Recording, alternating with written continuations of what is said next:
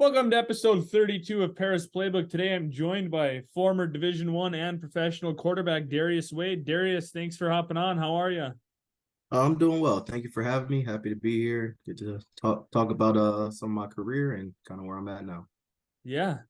A couple of your well, I guess I should say this first for the listeners. You played at Boston College. You were at Delaware for a year and then Bowling Green. Boston College had a pretty exciting game against Florida State over the weekend. Really gave number 3 team a run for their money. Yeah, so that was definitely great to see. I know Boston's been up and down here of late, but yeah, Hafley's trying to make sure he gets the team back on track.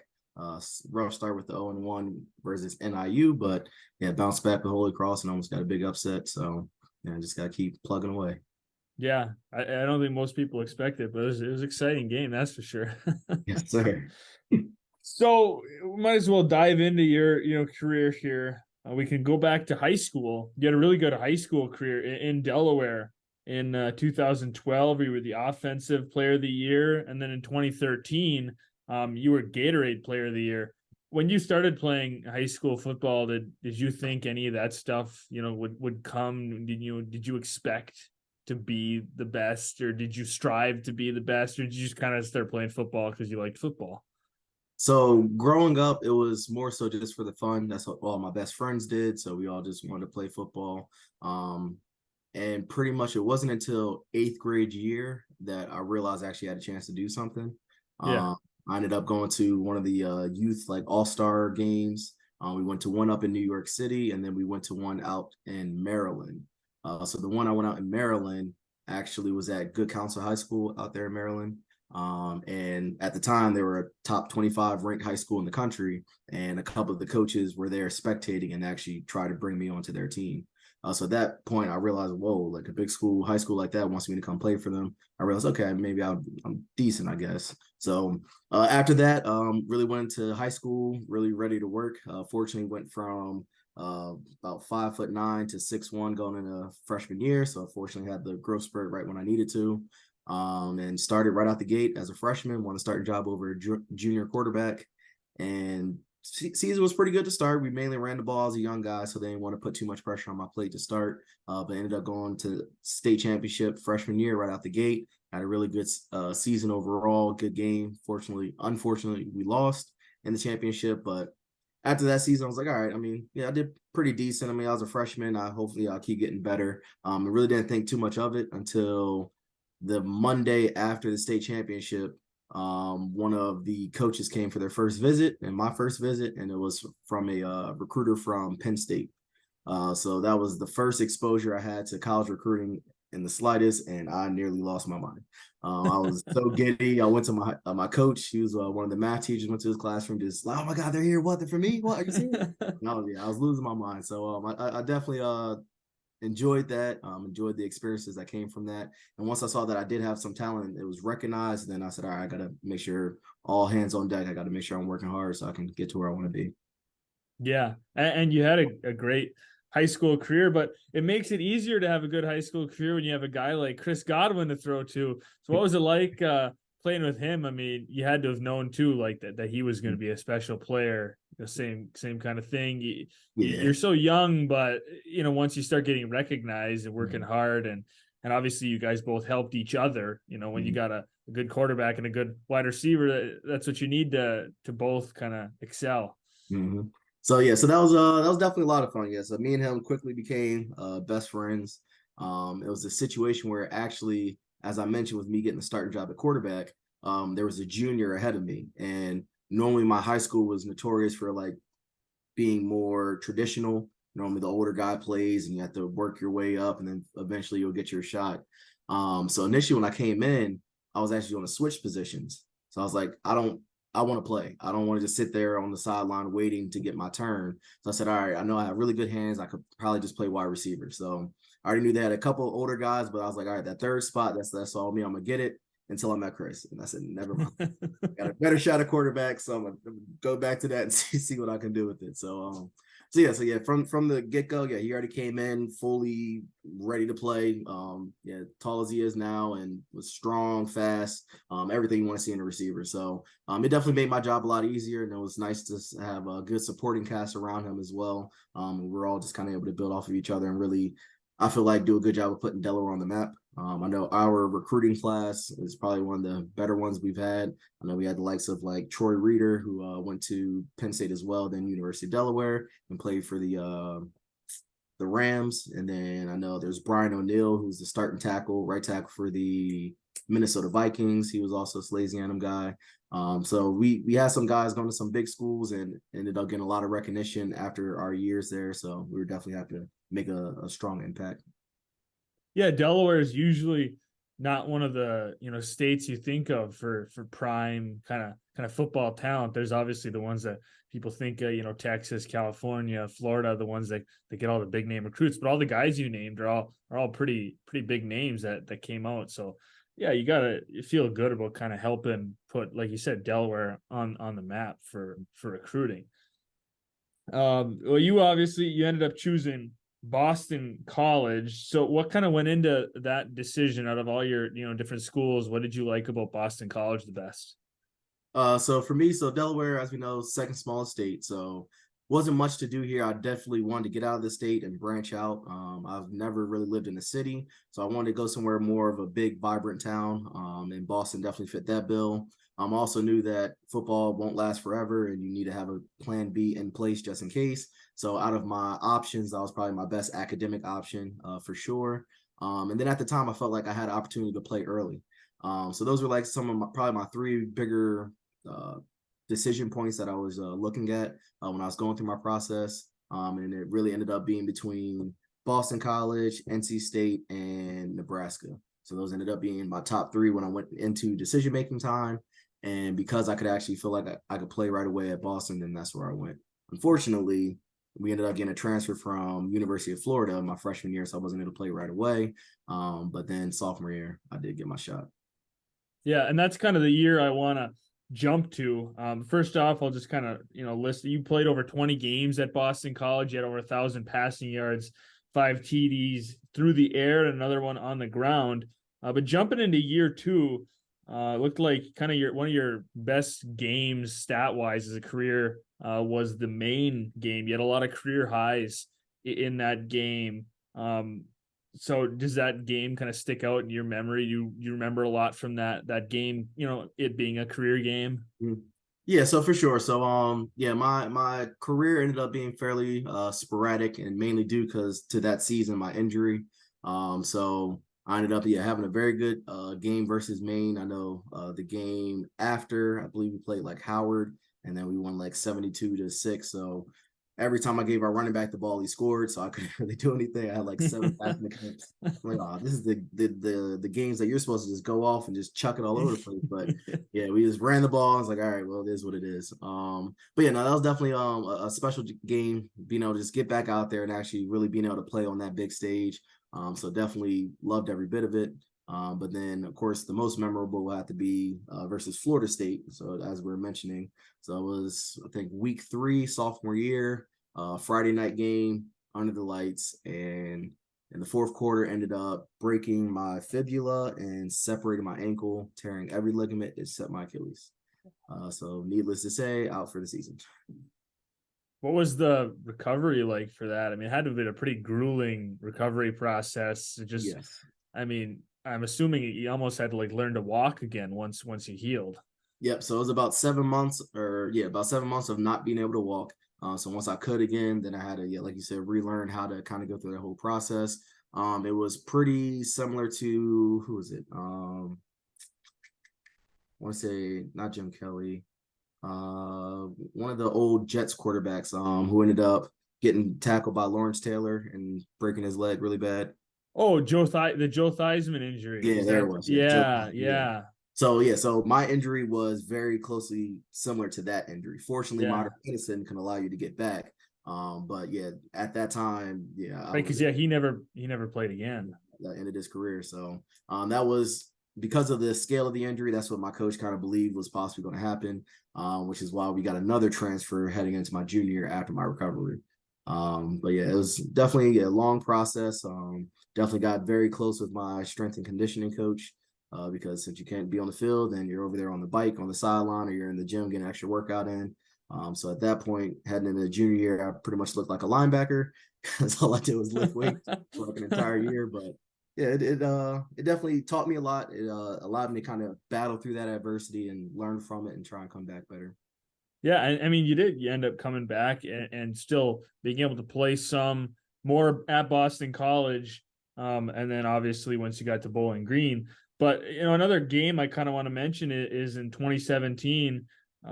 You got to start in the bowl game against Iowa, so that's obviously a bigger stage bowl game with everyone shoots for, and to play against a program like Iowa had to have been pretty thrilling. I mean, it's just a storied college football program. Yeah, so it was definitely nice to go against some good Big Ten football. I know Iowa at the time.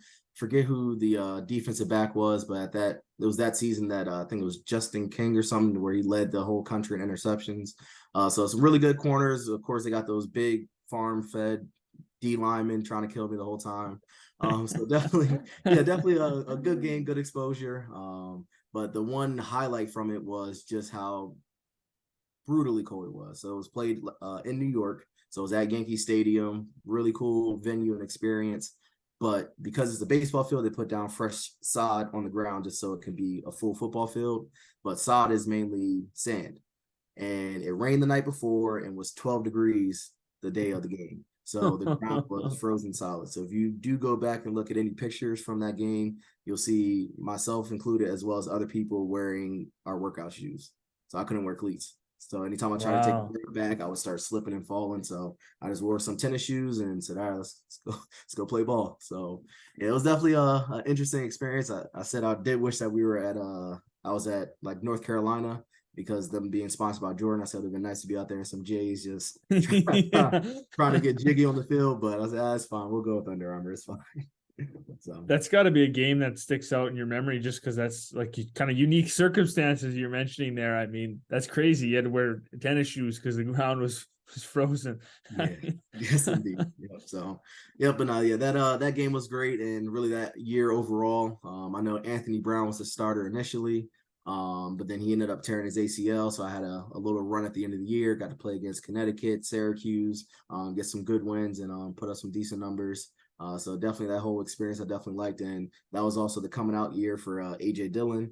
Because if you remember the highlight versus Louisville, where you just shoved the guy off him, kept going. Yeah, just being able to be on the field and see that, I was like, yeah, this guy's legit. All right.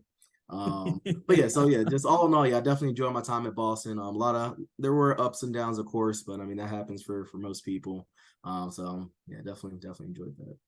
Yeah, I wanted to mention AJ Dillon and then Harold Landry because I'm a big Titans fan, and obviously he tears it up on the defense. I think he's a super underrated guy in the NFL. He doesn't get the praise that he deserves because he's a really good linebacker. Obviously, you know that for playing on the same team with him.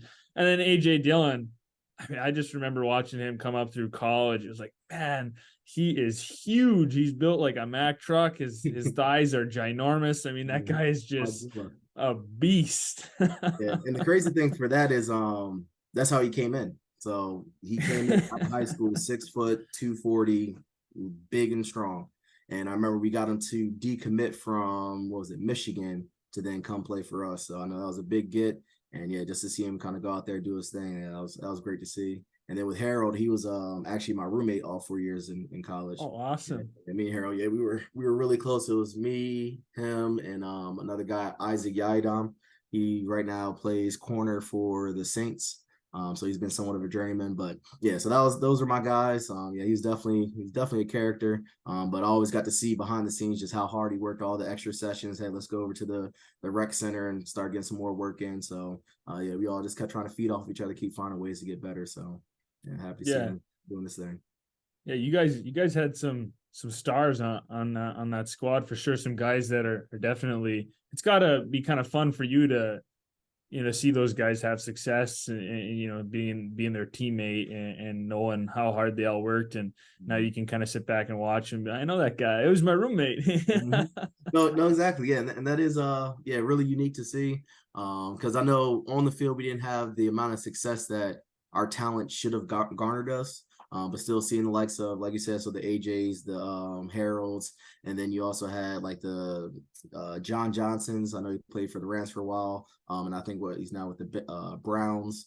As a safety, you had Justin Simmons, safety for Denver Broncos. You got Matt Milano, the linebacker for the Buffalo Bills. Yeah. So we had some guys out there who darn good at football. So it was really cool just going up against them every day in practice and just doing all different types of things and working through it with them. So yeah, definitely a fun experience. Yeah. And then coming out of Boston College, you ended up going to Delaware. And I know that year didn't end up going the way you had initially planned. So maybe kind of go through that kind of story, how everything unfolded. So it was a very unique situation. So went to UD, got there in the spring, went through spring ball and everything like that. Everything was fine. But then the third practice into fall camp, I ended up messing up my shoulder. And as a quarterback, you kind of need working throwing arm.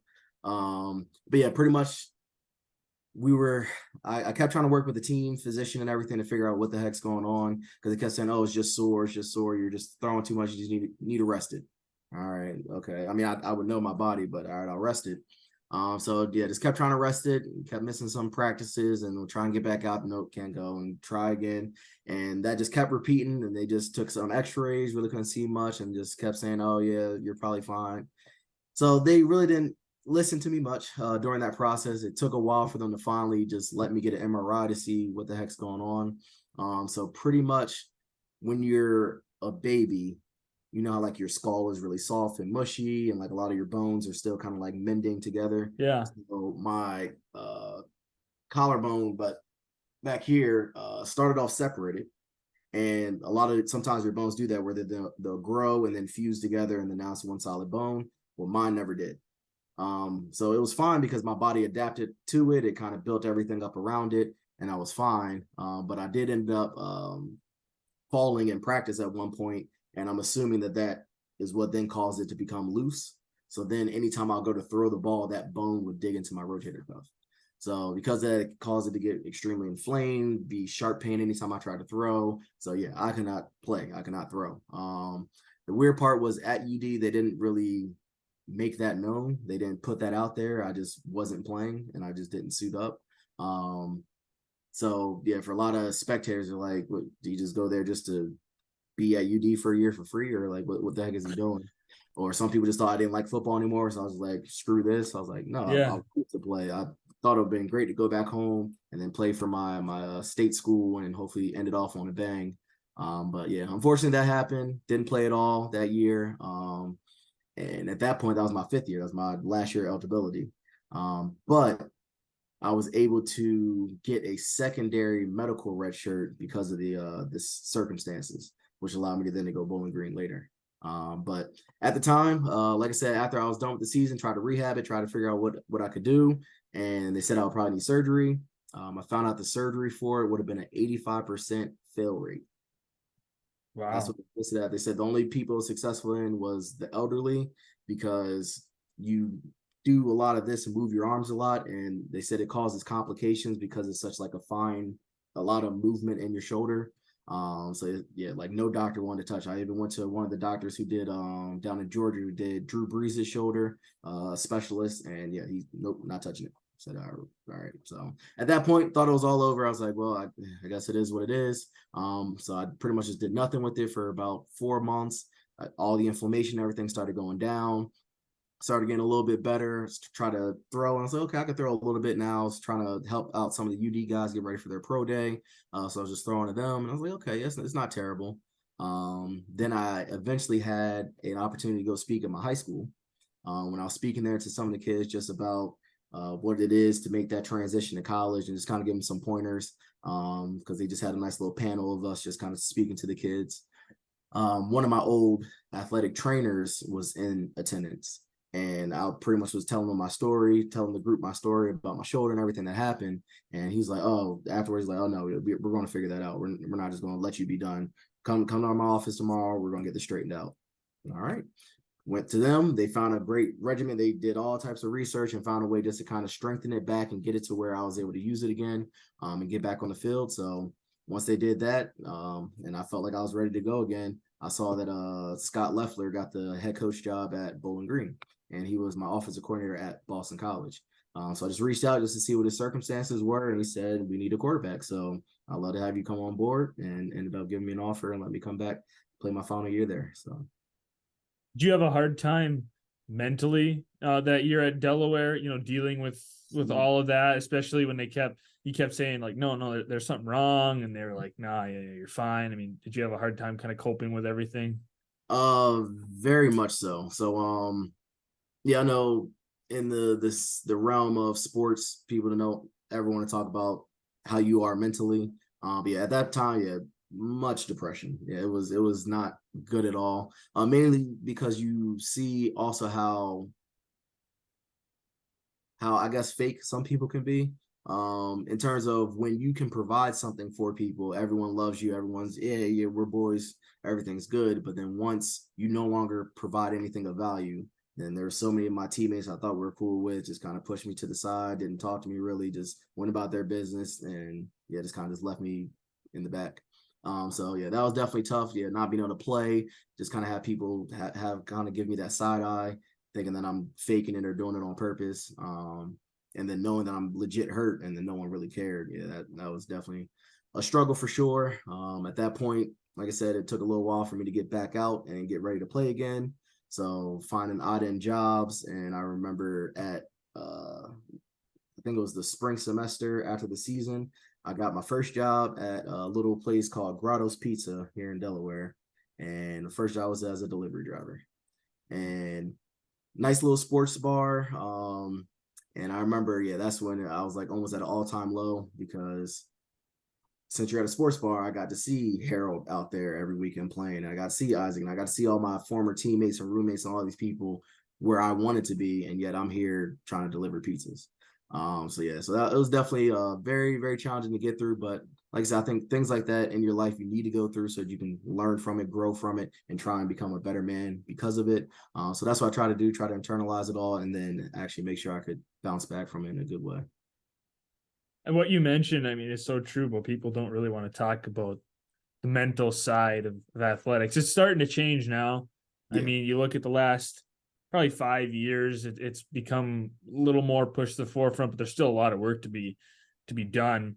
I had an episode a while back with a guy named Bob Wilkie who played in the NHL and had a lot of mental health issues. And now he's got a program called I Got Mind, and it's all about mental health, pushing it to the forefront. He's got athletes from all different variety of former professional college athletes, and they work with groups of younger kids and just different people, kind of pushing mental health to the forefront.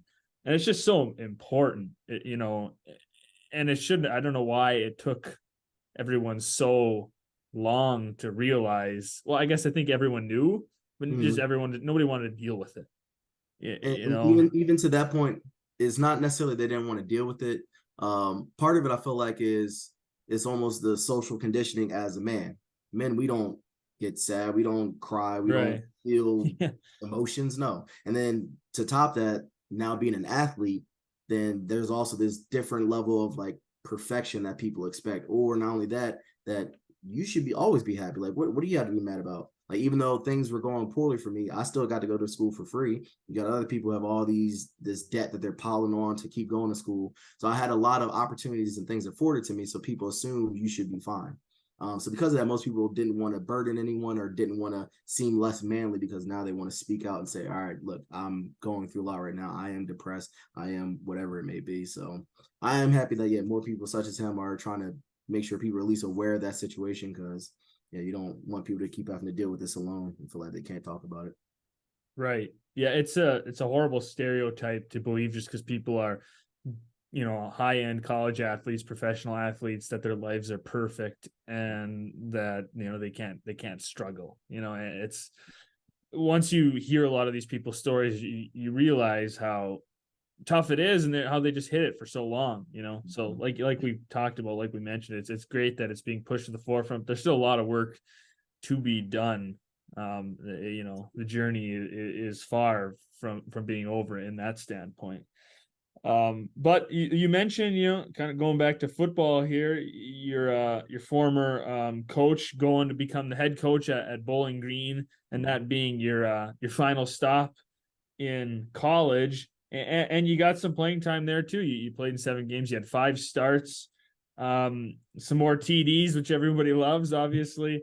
And then you were a MAC East Offensive Player of the Week after the Morgan State game. That had to give you some really good personal confidence after that tough year at Delaware, and you know, kind of not probably knowing if you were going to be able to keep playing at a high level, and then you go out, you have a great game, and you end up with some honors. Yeah, so yeah, that definitely felt fantastic. Yeah, the transition was pretty quick in terms of I ended up actually arriving on campus the first day of fall camp. So I didn't have any summer prep or anything. I had to just work out at home, make sure I was ready, in shape. I had an old defensive lineman friend here in Delaware that I was just really cool with, and most of my other friends were all gone. So I was legit just throwing passes to him, hoping that was good enough to get me ready for the season start because I had no one else to go to. So because of that, yeah, I was definitely nervous coming into it and had to pick up an entire playbook in a month and then make sure I'm fully in shape and chemistry with all my receivers. And it definitely was a tall task, but I was definitely ready for the challenge because I was just so grateful to be back out there. And then for it to come to fruition and us to be able to get a big win like that right out the gate and play well was definitely extremely exciting.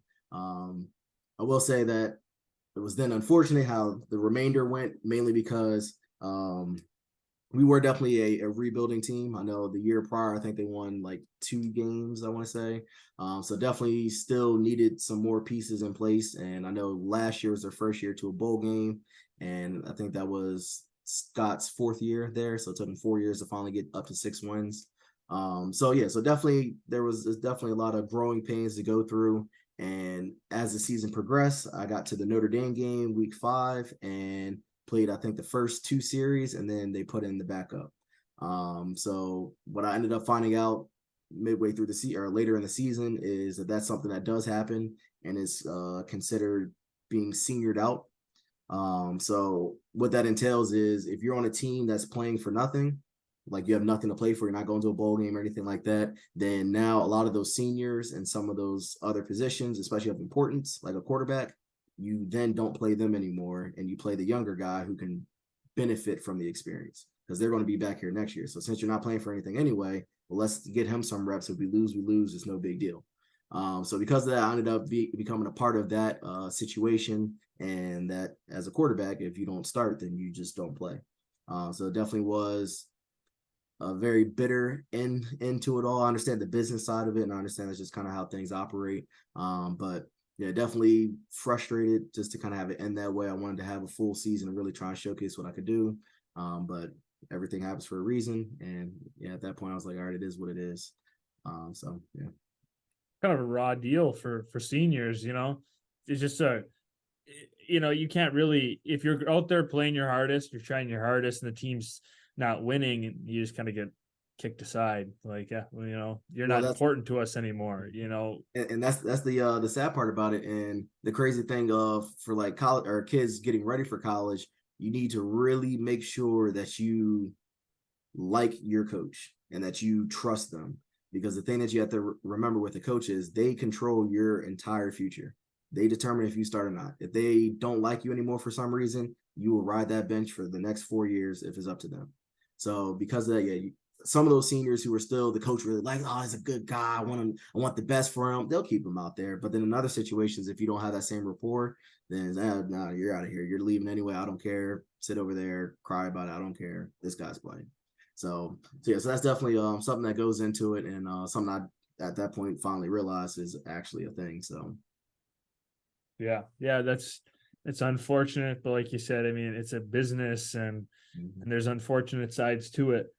But you know, your playing career wasn't wasn't over at that point. You ended up going over and playing some pro ball in Germany. So how did that come up when you were? Let me ask you this first. When Mm. you were in high school, did you ever even think like, hey, someday I'm gonna play a year of professional football in Germany? Did you even know there was a league over there, in your earlier years? Earlier years, no. As I got to college, I did hear about the GFL because, like, I know some of my other teammates, they ended up having to go the overseas route. So I was familiar with it when I got to college, but yeah, that was not the intention at all. That was not expected at all. After even how the year went for my last year at Bowling Green, I still did have some interest. I know there was two CFL teams that actually wanted to see me try out, and they were going to come over to they had a trial thing at the University of Cincinnati. So I was going to go over there, do the trial, and hopefully have an opportunity in the CFL. But that year we had the good old COVID roll around, so borders were closed from Canada and pro days were canceled and no trials were available. So because I didn't have a big enough name or big enough track record, I wasn't just going to get an invite just off of what my tape showed. I would have needed to show something in live in person to these scouts.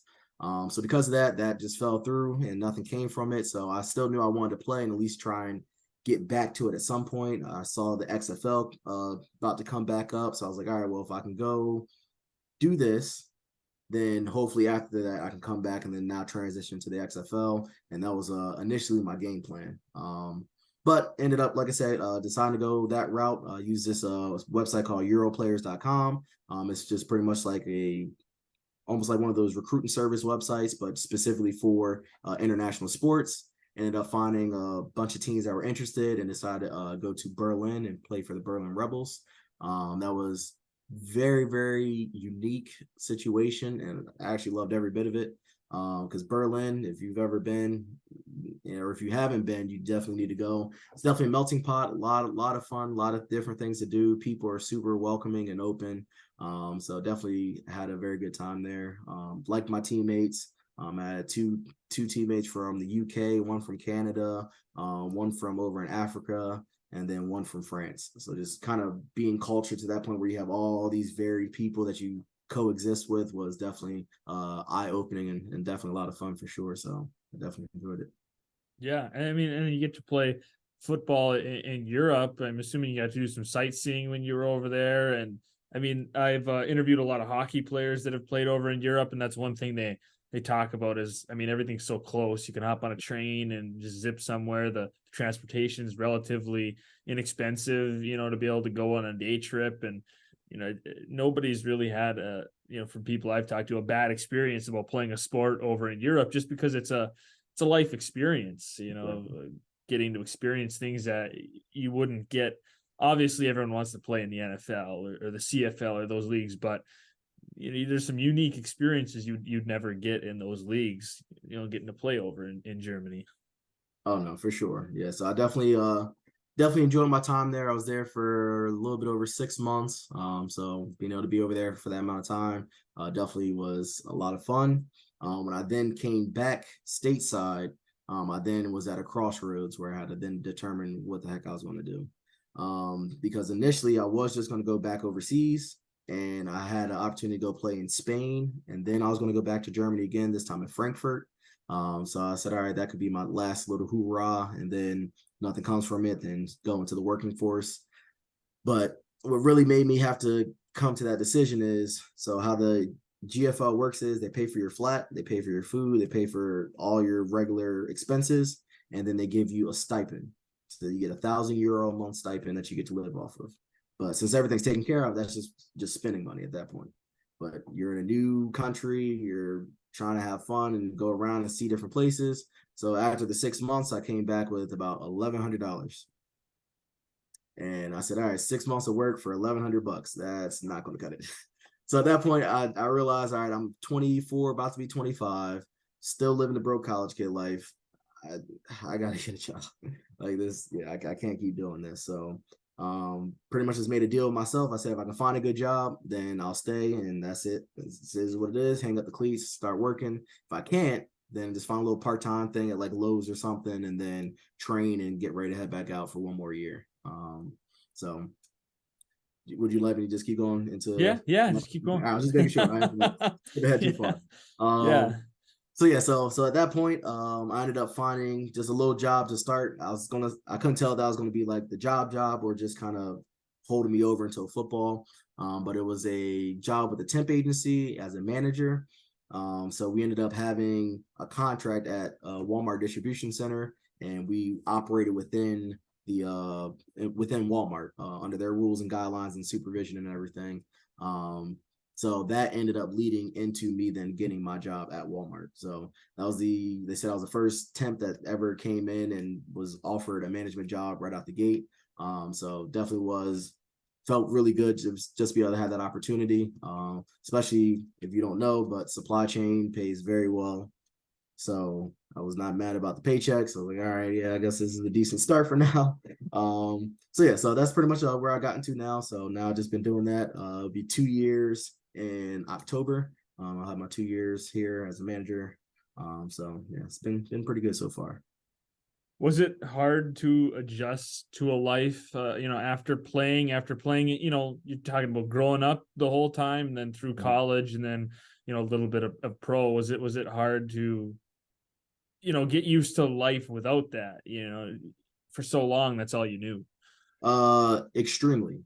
So the hardest part about it still kind of goes back to the mental thing, but it's the fact of it's an identity crisis. So you've always been associated with being an athlete and he's a football player, and that's like always been who you are. And then just kind of going from that and being known and people, oh hey, I want to follow you on Instagram, or hey, I saw your last game, oh you're on national television, that's so cool.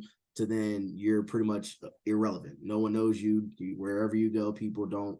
Oh, okay, nice to meet you. I don't know who you are. It's like, okay. So yeah, just kind of going through that transition where now you're no longer a focal piece and now people don't all know who you are and you don't get to do something you love. It was extremely difficult. And then still I'm kind of going through that process because I still don't have anything that matches the passion I have for football. So there's a lot of people who just always knew I want to be a doctor. So their whole life is devoted towards that craft. But as a football player, that was the craft you devoted yourself to. So now to have to pivot and say, all right, well, now what are you going to do? Right now, most people just kind of go with the flow. They go with something that feels safe or familiar. That's why you got a lot of former players who are personal trainers. They become a coach. They just do things that are still close to what they did because they kind of already know about it and kind of can transition to it more smoothly. But yeah, for me, like I said, I'm just still trying to figure out what my calling is and where I can make the most impact going forward. So yeah, still trying to work through that. Do you want to get back in the game in some fashion at some point in your life? 100%. So I know, yeah, in the notes, one of the things you mentioned was I was a coach for a year out in Ohio. So after my last season there, and when I was waiting for the new GFL season to start, I ended up picking up a coaching job and was an offensive coordinator at Anthony Wayne High School out in Maumee, Ohio. So really cool opportunity. It was unique kind of just being on that side of the ball now where normally you're running out there to play, but now you're running out there to sit up in the press box and call plays. So I definitely enjoyed that a lot. It was very rewarding. It was nice seeing some of the kids then being able to get some offers to colleges and seeing them grow throughout the season and make plays. But for me, I think one of the issues was the money. I'm not gonna lie to you. Oh God. Because yeah, I worked from May until December and got like a $4,000 check. So I'm like, I got bills. This ain't gonna cut it. And I know most people are teachers and coaches, so because of that, that's just like a little extra money on the side. But yeah, for me in the position I was in, I wasn't trying to be a teacher, so it just didn't make the most sense to me. So I know from talking to other people, say, oh, why not do college or something like that? And I did consider it, but for me, being a player, I saw how GAs were graduate assistants were treated. That did not seem fun, and really just seemed like torture for 2 years until you can finally have some clout to now say you can be a coach. So I didn't know if I really want to take that route. Not to mention, I've been looking for more stability. I want something that's consistent. I know the coach life, and I know it requires a lot of travel. I know I saw when I was in Boston, we ended up getting a new wide receivers coach from University of South Florida. And because it was such like a quick turnaround, his wife and kids all stayed in Florida, and then he lived with one of the coaches up in Boston. So then he had to go like 6 months at a time without seeing his family. So I'm like, yeah, that does not sound pleasant.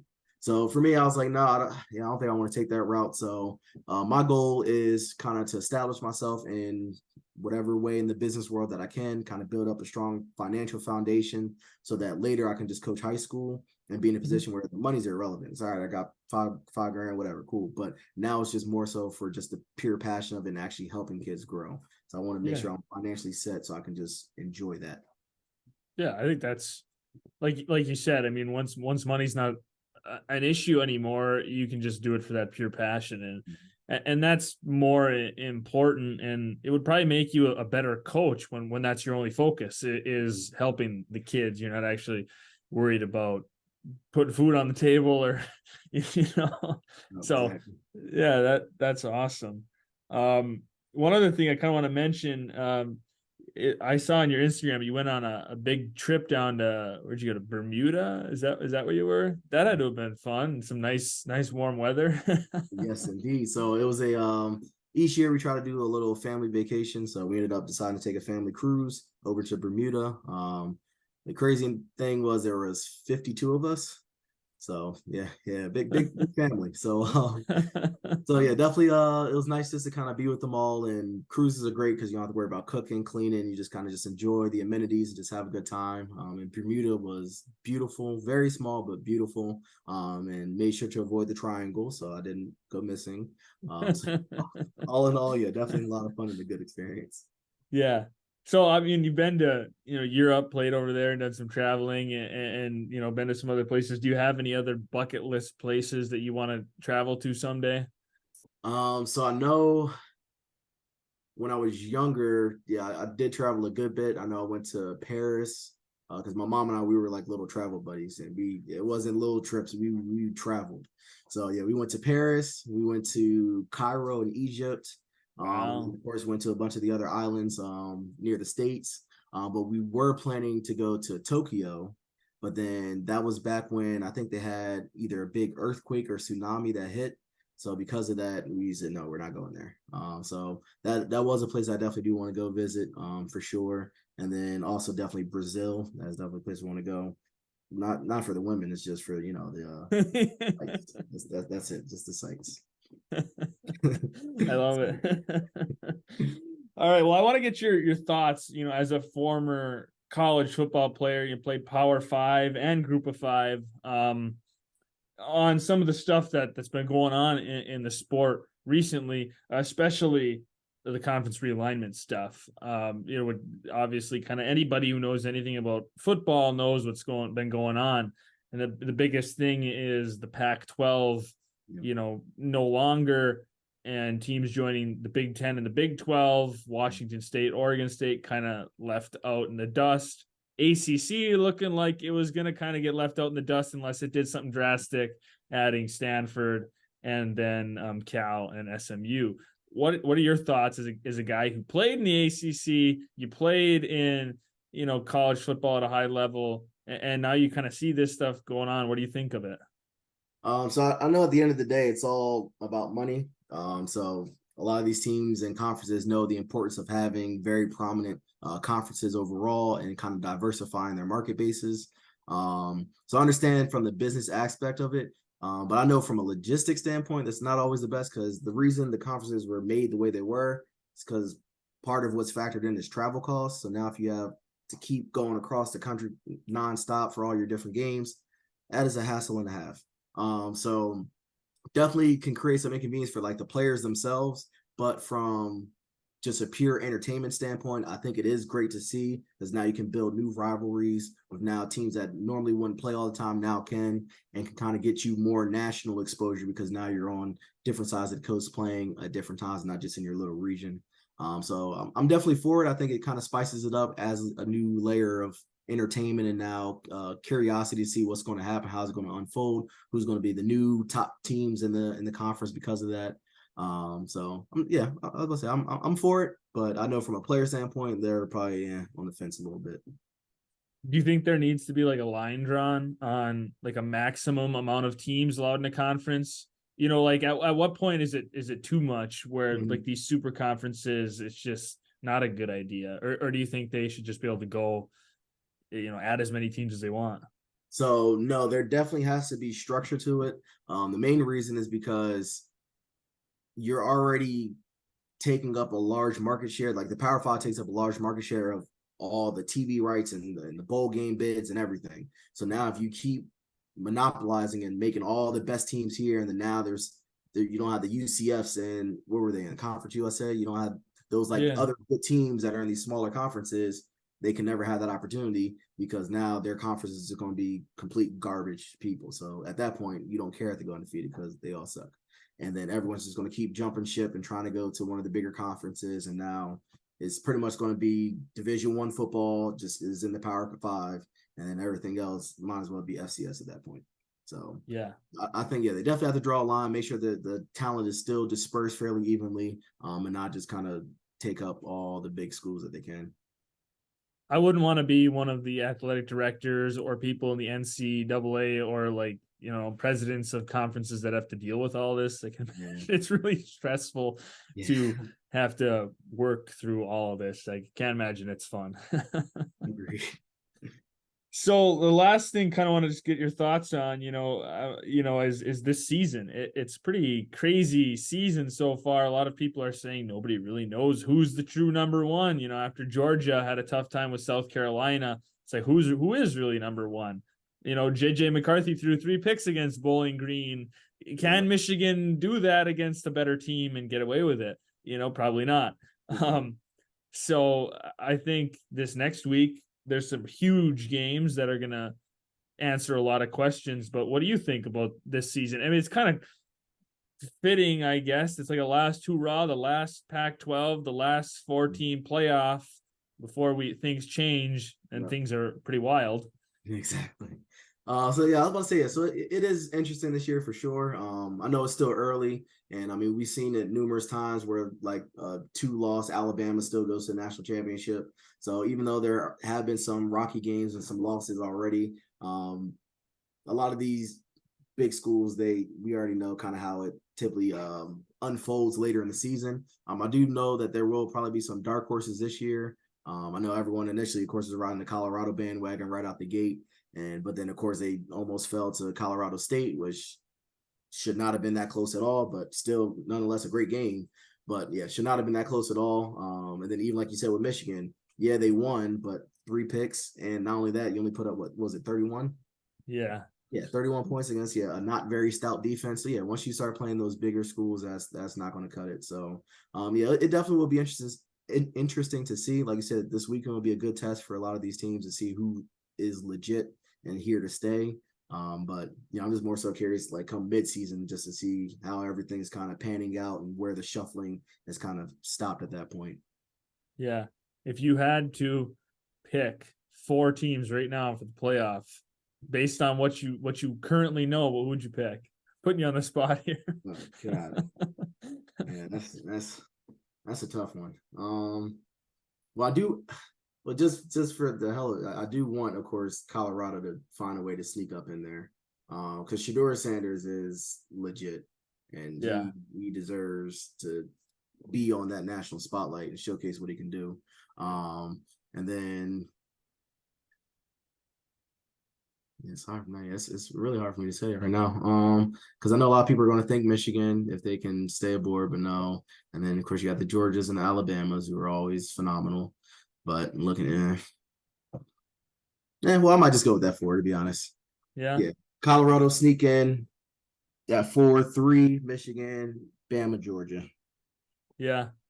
Yeah. I mean, really, you have no idea right now. I mean, none of us do. Nobody Yeah, like I does. said, I it's mean, so the experts are, the experts said that Colorado was going to win by 3 touchdowns, and then that was a much closer game. I mean, I think the rivalry played a factor into that. oh yeah, for sure. Obviously, some of the stuff that happened before that game, with the comments back and forth, Dion buying the sunglasses, all that stuff probably played into it. I think Colorado State kind of knew after their coach said something like, we can't go in here and get our butt whooped.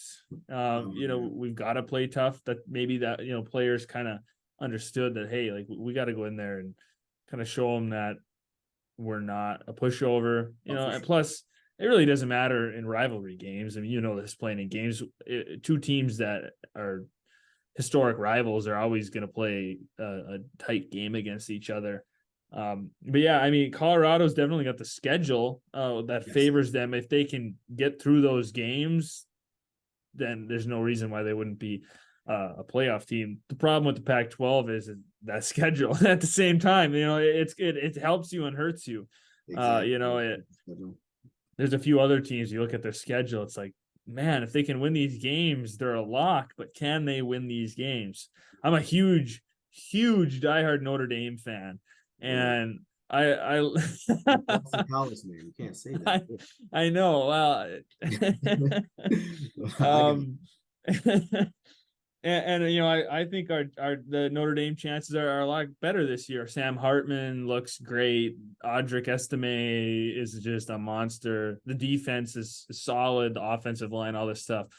And I look at the schedule like, okay, if they win all these games, they're a lock. But can they win all these games? And or if they win a couple of them, can they get through them healthy? That's the other thing about these hard schedules. Can you get through this season healthy enough where if you do make it to the end, you got that whole roster to do something? I don't know. I think it's going to be a crazy game next weekend. Ohio State, Notre Dame. I think it's going to be nuts. I just read an article that Notre Dame's giving out LED green bracelets to every single fan in the stadium. They've got it like paid for somehow by private donors or something. So Oh, they're gonna like geez. literally light up the stadium green at night. Go Irish. All right. Yeah, I guess so. Unless you're a Buckeyes fan, Yeah. go Yeah. Irish.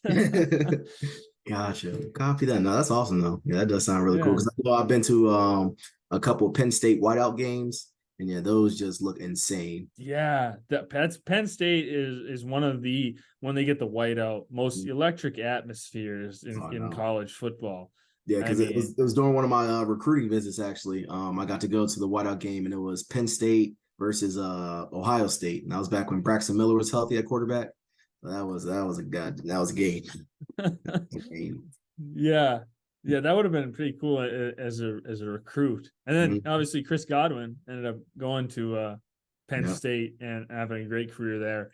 And you know that yeah, they're one of the best. It'd be hard to pick. People always put a list best atmospheres in college football, but there's so many of them that Yeah. it'd be really hard to pick because Mhm.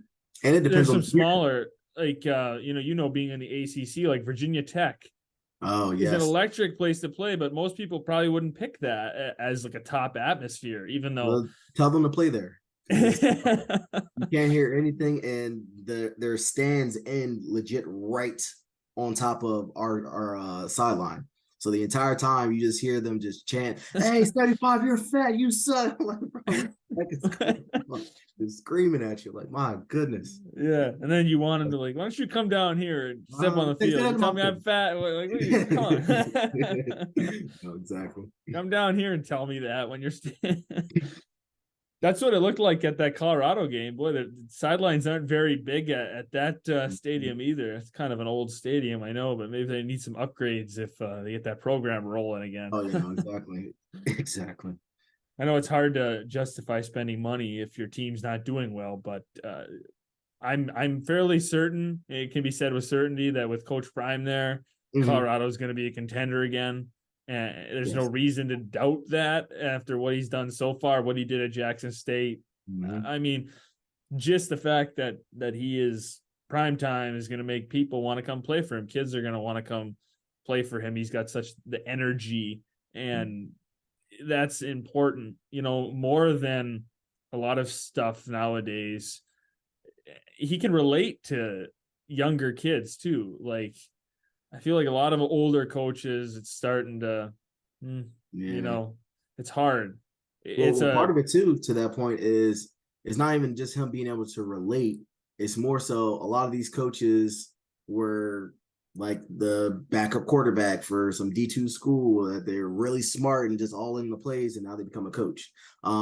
But to have such a high profile, such as Dion, a Hall of Famer, that's different. So a lot of these coaches don't have that type of pedigree where they were that type of athlete where like everyone knows them. So I think that's a part of it. He has kind of that staying power and just that prominence. Not to mention, yeah, you saw he was able to get top recruits to Jackson State, HBCU. So you already know, yeah, once he got to Colorado, come on, now it's D1 ball. Let's go. Come on, let's play. So Yeah. I'm definitely, I was gonna say, I'm happy for him. I know he can be very mouthy and very kind of cocky to an extent, but I mean, he can back it up, and I know that's how DBs operate. They talk a lot of trash, but if you can back it up, it doesn't matter. So Yeah. that's right now.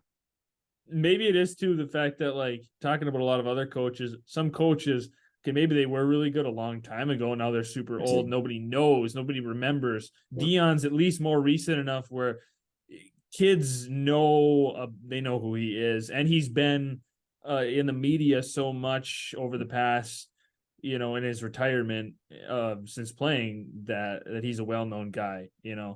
It's I think it's good for the sport, though, to have a guy with that much energy, guy that's not afraid to say things, even if some people would call him cocky or mouthy or whatever. You need that extra energy to keep the sport alive. I mean, Oh, for sure. Yeah, because you know, people completely forget this is entertainment at the end of the day, and yeah, that's the they're trying to business make outside of profit. it. Yeah, exactly. So people want to watch. People will tune in just to see what happens, even if they hate him and they want to see him lose. Well, they're still watching, and that's still more money in their pocket. So come on, keep it coming. Yeah, he's more fun than, sometimes you get Nick Saban, great coach, obviously, doesn't have the biggest personality. Not And, at all. Just unless you're watching the grumpy all Aflac commercials, it's kind of like. True. But now Very. they got Dion in the Aflac commercials too. With that, if you saw that one where he's got the him and Nick Saban, the goat, is Oh, with the like, goat in the chair. Yeah. and then he's Drinking the like, "Come on, bison. meet my new homie," and the Buffalo Bison comes Mm-hmm. in. So even Saban can't have that. They. Gotcha. Mm-mm-mm. All right, awesome. Well, we had a lot of good stuff to talk about. I think your story it's an awesome story to get out there, and that's one of the reasons I like doing this podcast is sharing people's stories, because if there's somebody else experiencing the same things, sometimes it makes it easier to go through it knowing somebody else beat it, knowing how they beat it, knowing other people made it through. And you went through a lot of adversity in your career. There are many points where you could have just quit, gave up, especially your time at Delaware. You could have just said, well, I'm never going to play again, whatever, I'm done. But you kept going, you kept persevering.